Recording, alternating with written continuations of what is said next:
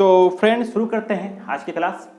तो इसके पहले आप लोगों ने देखा पार्ट 1 देख लिए थे, एक डेमो क्लास था कि जो डेमो क्लास जो था वो बहुत ही इंपॉर्टेंट था क्योंकि वो हर एक टॉपिक जो है एग्जाम में पूछा गया है। ठीक है, अगर आप देख लीजिए आपको खुद पता चल जाएगा। पहला दूसरा में हम लोगों ने देखा था 1905 1907 के बारे में पढ़ चुका था, डिटेली पूरा डिटेल कहानी के बारे में पढ़ चुके थे।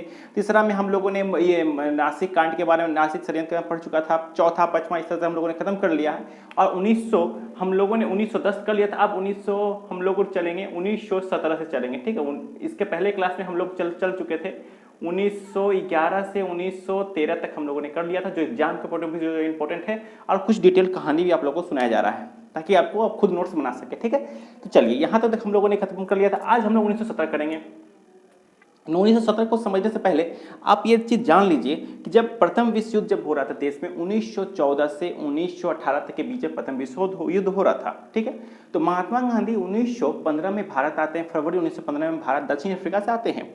दक्षिण अफ्रीका से जब आते हैं तो फिर वे आने के बाद फिर वो चले जाते हैं ब्रिटेन से फिर दोबारा रिटर्न आते हैं। ठीक है, तो अब ये आता है कि अब वो दक्षिण अफ्रीका से आने के बाद वो फिर ब्रिटेन क्यों गए होंगे? वो गए थे, केसरी हिंद की उपाधि उनको मिल रही थी इसलिए वे गए थे। ठीक है, चलिए यहाँ तक क्लियर हो गया। अब एक टॉपिक एक आता है सवाल कि उन्हें केसरी हिंद की उपाधि क्यों मिल रही थी? ठीक है, तो यहाँ पे हो रहा था कि प्रथम विश्व युद्ध जब हो रहा था ना, तो उसमें इंग्लैंड इन्वॉल्व था। उन्हें इस युद्ध जीतना था और उस युद्ध को जीतने के लिए उन्हें सैनिक की जरूरत थी। तो सैनिक उन लोगों को भारत की ओर से मिल जा रहा था। तो उनको महात्मा गांधी जी लोग क्या किए कि महात्मा गांधी को बोला गया कि अगर आप में हमारी हेल्प कीजिएगा, इंग्लैंड बोले कि अगर आप मुझे हेल्प कीजिएगा तो मैं आपका देश को आजाद करके चले जाऊंगा। तो महात्मा गांधी जी बोले चलो ठीक है, अच्छा बात है। तो महात्मा गांधी जी बोले इसके लिए मुझे क्या करना होगा? तो महात्मा गांधी जी, वो अंग्रेज बोलता है, ब्रिटिश बोलता है, आपको नौजवानों को मेरे सैनिक में भर्ती करने के लिए बोलना पड़ेगा। तो महात्मा गांधी प्रेरित किए सभी को, बहुत लोग नौजवान लोग गए और इसी खुशी में ब्रिटेन लोग जो महात्मा गांधी को केसरी हिंद की उपाधि देते हैं। ठीक है, इट्स क्लियर। चलिए यहां तक हम लोगों ने कर लिया। अब हम लोग जो है तो 1914 में वो लोग 15 में गए, 15 से रिटर्न आते हैं ब्रिटेन से। फिर उनके बाद जो है वे बोलते हैं कि नहीं, अब मुझे भारत का भ्रमण करना होगा। तो वे जो पूरी भारत का भ्रमण कर रहे थे और भ्रमण करने के दरमियान जो है एक आदमी था जिसका नाम था राजकुमार शुक्ला। राजकुमार शुक्ला जी चंपारण लेके आते हैं महात्मा गांधी जी को। क्लियर हो गया? तो ये नाम याद रखिएगा, राजकुमार शुक्ला। एग्जाम में पूछा गया है ये वाला। क्या पूछा गया है? इसमें बोला गया है कि किसने महात्मा गांधी को चंपारण लाने का न्योता दिया या ये दिया, आमंत्रित किया था? तो राजकुमार शुक्ला जी। ठीक है, चलिए तो इस तरह से ट्रिक भी लगा सकते हैं कि राजकुमार मतलब राजा होगा तभी ना आदेश दिया होगा, चलो आ जाओ, तो आ गया होगा, ऐसे भी याद कर सकते हैं। ठीक है, चलिए अब यहाँ चंपारण सत्याग्रह क्या होता है? इसमें क्या होता है कि 3 कठिया भी इसमें कहते हैं। ठीक है, 3/20 भाग में नील की खेती होगी और 3 भाग में किसान लोग अपना काम करते थे। इसे 3 कठिया भी 3 कठिया 3 मुट्ठी अपना काम करो, बाकी सारा उसको दे दो। ठीक है, नील की खेती करते थे। और नील ऐसा चीज था कि अगर नील जैसे कि ये 5 है, 3 गांव में अगर नील उगा रहे हैं तो 1/4 को भी वो डैमेज कर देता था। ठीक है, तो कृषियानों लोग को जो है बहुत दिक्कत के सामना उठाने पड़ती थी। उस टाइम जो है जमींदार जो था ना, जमींदारी वो सारा का सारा चला गया था उनके हाथ में, गोरे लोगों के हाथ में। ठीक है, गोरे जमींदार लोग आ गए थे उस टाइम, बगान लोग के मालिक जो थे। तो अब चंपारण सत्याग्रह ये होता है। उसके बाद फिर क्या होता है कि सभी किसान लोग चाहते थे कि यार नील 3 कट्ठे खत्म हो जाए, नील की खेती हमको बंद कर दे, बहुत दिक्कत हो रहा है। तो ऐसा दुर्भाग्य, एक सौभाग्य बस ऐसा क्या होता है कि जर्मनी में नील का जो होता है ना, वो एक रासायनिक क्रिया के द्वारा जो नील रंग तैयार होने लगा। इस वजह से क्या हुआ कि बाजार में जो है नील का जो रोपा जो होने होता था उपज, वो कम कर दिया गया। चलिए इसके लिए तो राहत मिल गया किसान लोगों को, चलो भाई अच्छा हुआ कि यार नील की खेती बंद तो हो गया, कब से उपज तो बढ़िया होने लगा। फिर क्या क्या गोरे जमींदार लोग क्या करते हैं कि चलो इसमें तो ये लोग को राहत मिल ही गया है, चलो इसके ऊपर अब हम लोग कर लगा देते हैं। अब वे अपने, हम जैसे मान जमींदार हैं, गोरे जमींदार हैं, तो हम उन लोगों पर जो इंडियन लोग थे उन लोगों पर आदेश देते कि नहीं, मेरा जो दाम है उसी दाम पे हम लेंगे। अगर मान लीजिए बाजार में अगर उसको 10 रुपये मिल रहा है, अगर हम बोलेंगे 5 रुपये, तो 5 रुपये में हम उसको लेंगे। ठीक है, और वो मेरे अलावा किसी और को बेच भी नहीं सकते थे। तो इस तरह से प्रताड़ित कर रहा था, किया जा रहा था। तो महात्मा गांधी जब देखे तो सत्याग्रह होता है, इसमें फिर क्या होता है कि बहुत ज़्यादा पैसा लिया जा रहा था उन लोगों से, अनाज के पड़ते। महात्मा गांधी आए तो फिर 25% फिर जब बैठता है मीटिंग वगैरह सत्याग्रह जब होता है तो महात्मा गांधी बहुत अच्छा, महात्मा गांधी आने से जो है एक नया दिशा दिख गया इन लोगों को। तो फिर क्या होता है कि अंग्रेज वो उन लोग क्या कि 25% जो है 20% जो है वो देते हैं उन लोगों को जो वो लिए थे ना पैसा वगैरह, और जो फर्जी से जो कर नहीं दे पाए थे उनको जमीन भी हड़प लेते थे, तो उन लोगों को मिल गया और 25% जो उनको डिस्काउंट भी दे दिया गया, पैसा रिटर्न कर दिया गया। ठीक है, यह देख के अंग्रेज लोग बहुत दुखी हुए और वे जो जमींदारपन अपना छोड़ के अंग्रेज जो है तो उसको कह सकते गोरे जमींदार लोग जो है छोड़ के चले गए, काम छोड़ के चले गए। क्लियर हो गया यहाँ तक? तो यहाँ पे जो है महात्मा गांधी की पहली जीत होती है, इसको हम लोग कह सकते हैं चंपारण सत्याग्रह भी कह सकते हैं। ठीक है, यहाँ तक क्लियर हो गया। चलिए, तो हम लोगों ने चंपारण सत्याग्रह पढ़ लिया। 1917 एग्जाम में पूछा जाता है चंपारण सत्याग्रह कब होता है, तो 1917 को होता है। और आपको ये कहानी पता चल गया कि चंपारण सत्याग्रह आखिर हुआ क्या था। चलिए, और चंपारण को महात्मा गांधी जी को चंपारण कौन लाया था, तो राजकुमार शुक्ला जी ने लाया था। यहाँ आप लोग देख लिए।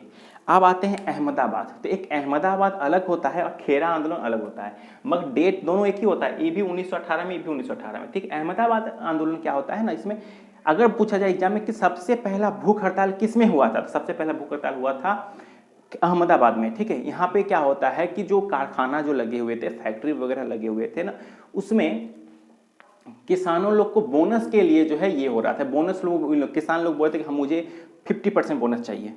और जबकि जो है फिर महात्मा गांधी आए, बात समझे, देखे उके, तब बोले कि आप लोग 35 बोलिए। तो महात्मा गांधी के सभी राज्यों को ठीक है 35, और ये अंग्रेज लोग क्या बोलते थे, हम 20% देंगे भाई।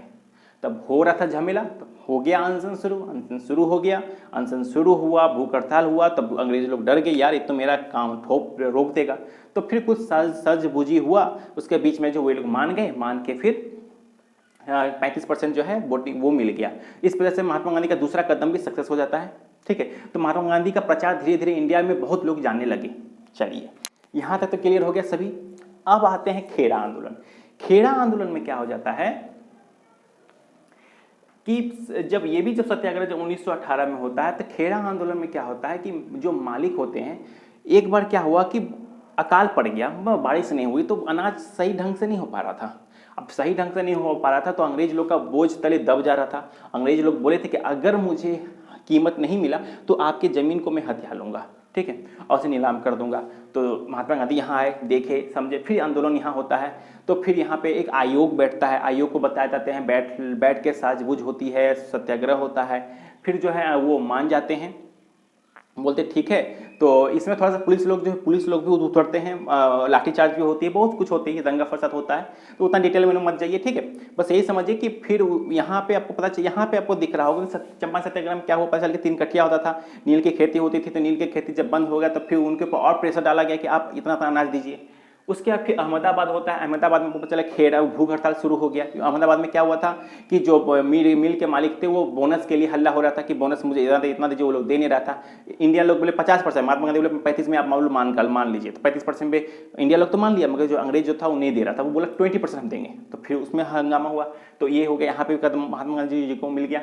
फिर खेड़ा आंदोलन में होता है 1918 में क्या होता है। खेड़ा आंदोलन जिस तरह से मैं अभी बताया था कि वो जो अकाल पड़ गया, अकाल के कारण जो है पे आयोग बैठता है। तो सब जो आयोग बोलते हैं कि ठीक है, तो आप जो रेट है उनका वो मुक्त कर दिए, 1 साल के लिए आप मत दीजिए कर, और अगले साल जो है अगर होगा तो आप दे दीजिए। तो भी महात्मा गांधी जी बोले हम कर देंगे, अपने अकॉर्डिंग जितना होगा उस अकॉर्डिंग हम देंगे, ठीक है। तो इस अकॉर्डिंग ये सब हुआ, खेड़ा आंदोलन वगैरह सब हुआ था। तो आपको समझ आ जाना चाहिए कि अगर जाए पूछा कि खेड़ा आंदोलन कब हुआ तो 1918, अहमदाबाद आंदोलन कब हुआ तो 1918। तो ये सब सारा इंपॉर्टेंट है एग्जाम के पॉइंट ऑफ व्यू से, और जो हो रहा है बहुत ही डीपली पढ़ाई हो रहा है फ्रेंड, इसको कभी मिस मत कीजिए, ठीक है। और अच्छा लगे तो शेयर और लाइक सब्सक्राइब जरूर कीजिए। चलिए, यहाँ हो गया। उसके बाद जो अहमदाबाद जो आंदोलन होता है, इसमें अहमदाबाद में जो है महिलाओं में भी महत्वपूर्ण भूमिका निभाई। तो उस महिला का नाम आपको जानना बहुत जरूरी है, क्योंकि ये एसएससी सीजीएल में शायद वो क्वेश्चन पूछा था, ठीक है, ध्यान में नहीं है, मगर शायद पूछा गया है कि एसएससी को इस एग्जाम में पूछा गया है। तो अम्बाला साराभाई की बहन अनुसुईयाबेन गांधी, अनुसुईयाबेन ने जो गांधी जी की सहायता की थी इस टाइम, ठीक है। चलिए, यहाँ पे हम लोगों का सारा क्लियर हो जाता है। चलिए, अब ये तो हमारा सारा खत्म हो जाता है, हम लोगों ने खेड़ा कर लिया, अहमदाबाद कर लिया। अब आते हैं हम लोग रॉलेट एक्ट आते हैं, ठीक है। तो अब यहाँ रॉलेट एक्ट में क्या हो रहा है कि इस तरह का जो हो रहा था, कंटिन्यू जो चल रहा था, आंदोलन चल रहा था, तो 1900 महात्मा गांधी जी को क्या बोला था अंग्रेज कि 1918 में जब हम लोग प्रथम विश्व युद्ध जीत जाते हैं ना, तो हम लोग आपको देश को आज़ाद कर देंगे। यहाँ तो किया नहीं। जब किया ने 1918 में किया तो महात्मा गांधी भी गुस्सा थे, यार गजब है, बोल के मुकरिए बात को कैसे कर दिया, ये तो गलत काम कर रहा है। तो फिर अंग्रेज लोग समझ गए कि यार भारतीय लोग कुछ भी कर सकते हैं, आंदोलन वगैरह हिंसा होगा, तो हिंसा भी बढ़ रही थी धीरे धीरे। तो फिर क्या करें, तो फिर अंग्रेज लोग बोले कि नहीं, आंदोलन वगैरह धीरे धीरे भड़क रहा था। तो फिर क्या होता है कि एक सर सिडनी रॉलेट एक आयोग बैठती है, ठीक है, सर सिडनी रॉलेट, ध्यान दीजिएगा, सर सिडनी रॉलेट, इसे कह सकते हैं काला कानून भी कहते हैं। तो इसकी खासियत क्या थी, सर सिडनी रॉलेट की खासियत ये थी कि इसमें अगर कोई क्रांतिकारी पे पर मुझे संदेह है तो मैं उसे गिरफ्तार कर सकता हूँ, बिना अदालत, बिना अपील, बिना दलील, बिना वकालत किए जो है मैं उसे वो जेल में डाल सकते हैं। मतलब कि बिना संदेह के आधार पर अगर मुझे आपको पे संदेह तो मैं आपको ले लूँगा, एक गिरफ्तार कर सकता हूँ, मुझे आप परमिशन मिल गया था। इसको हम लोग कहते हैं रॉलेट एक्ट। ऐसे अगर आपको कोई बंदी बनाता है, जब कोई हाथे हाथ कार्रवाई होती है, तो आपको एक बहुत सारा अधिकार मिल गया अभी, जैसे बंदी प्रत्यक्षीकरण हो गया, तो आप यहाँ से भी, यहाँ भी था, मगर जो है रॉलेट एक्ट के आने का ये सार का सर हट चुका था। किसी को भी संदेह हुआ, पुलिस लोग को बस तुरंत उठाओ, डालो जेल में, हो गया काम खत्म।